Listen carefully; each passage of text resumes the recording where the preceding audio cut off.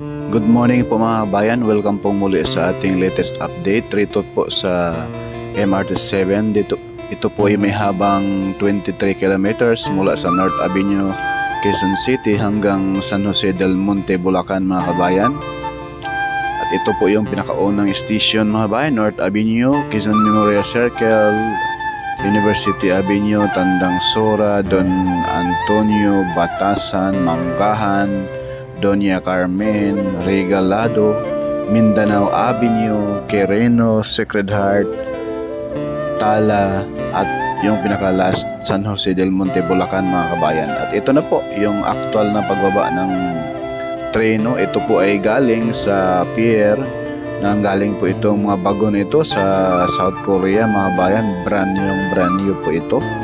Masisilayan po natin na dahan-dahan na pong binababa dyan sa mismong release. Dito po ito sa tapat ng INC, tapat po ito ng UP Diliman, Quezon City mga kabayan. At masisilayan po natin yung mga mismong gulong ng bagon ay napaka kinis pa, no? Bagong-bago. At ayang sa baba mga kabayan, yan po yung Quezon City Memorial Circle at ito na yung ilalim, subway. At ito na po yung masisilayan na po natin yung view rito mga bayan. Kapag ito ay matapos na, talagang ito po ay malaking tulong yung nagbibiyahe papunta roon sa Bulacan at dito sa Quezon City mga kabayan.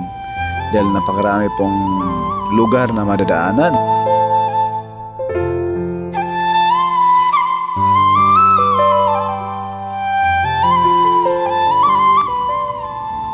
Ayan po yung subway mga kabayan.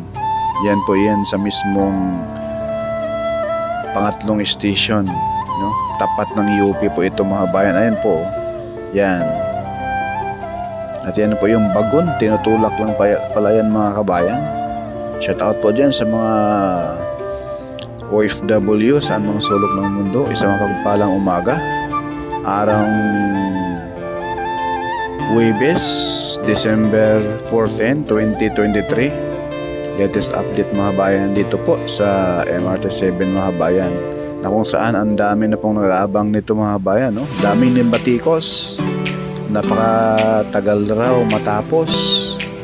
Inaabangan na po ito ng sambayan ng Pilipino dahil napakalaking tulong naman po talaga ito mga kabayan kapag ito ay mag-operational na. No?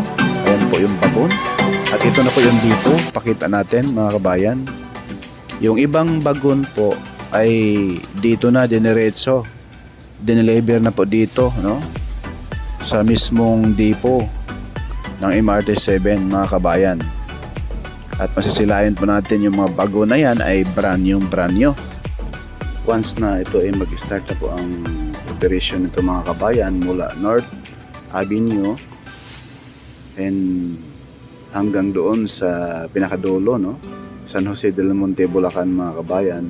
Aabutin naman po ito ng 35 minutes. Ganun po mga kabayan kaganda nito. At ang pasahero na masakay nito araw-araw ay aabot sa 800,000 daily po ito mga kabayan.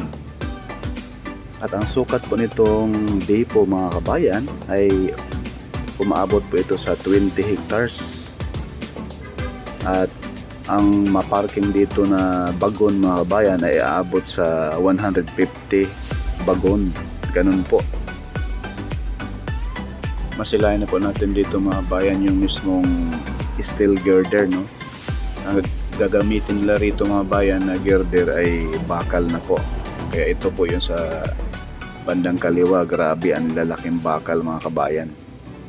Parang box lang siya, no? Pero napaka yung loob. Sobrang laki, kasing laki ng bus. Mas malaki pa po ito mga kabayan sa bus.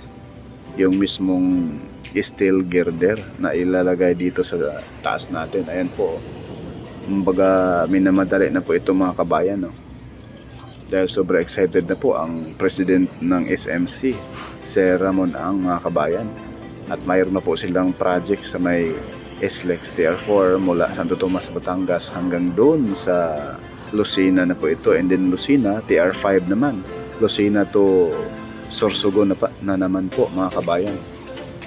At ito na po yung alignment ni mga bayan. Itong kaharap sa atin, yung papunta po ito mga bayan sa SN North. Ayan, medyo sobrang traffic nga po dito mga bayan. Pero test lamang po. Dahil kapag ito po ay sinasabi ko na kanina, kapag ito po ay magamit na po mga kabayan, asahan po ninyo na ginhawa na po ang inyong pagbibiyahe.